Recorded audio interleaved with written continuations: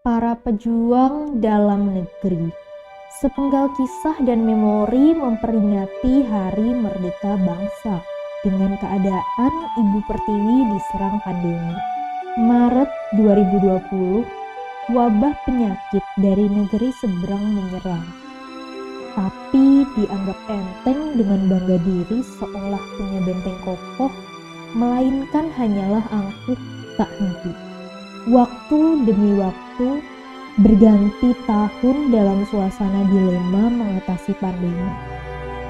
Hingga kemerdekaan pun datang menghampiri, tapi pandemi belum diakhiri. Kukukan pendirian terasa tiada guna, namun harapan masih terjaga. Masih dalam suasana wabah menyebar secara suka-suka, hingga kewalahan berujung hilang nyawa. Para pejuang tetap tegak bersama, meski dihantam bertubi-tubi. Dengan datangnya lawan lama nama baru, varian Delta dan kawanan lainnya yang menyerupai tali air. Gelagat haru tercium karena datang pergi pejuang.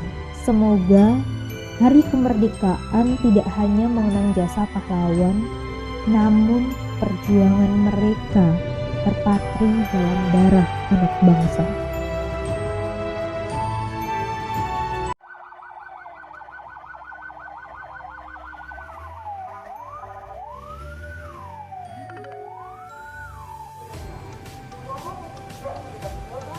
Sedang melakukan penyemprotan. Bagi warga yang berada di dalam rumah, kami mengimbau untuk membuka pintu dan jendela rumah Anda agar cairan disinfektan bisa masuk ke dalam rumah. Pastikan makanan dan barang peliharaan aman dan terhindar dari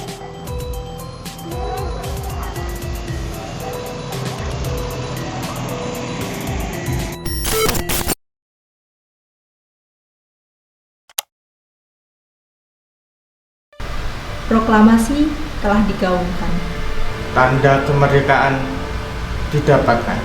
tapi bukan berarti perjuangan telah usai. 76 tahun berjalan dalam hidup berkehidupan. Aksara dan bahasa membentuk kesatuan. Sejarah jadikan pembelajaran, semangat juang jadi warisan.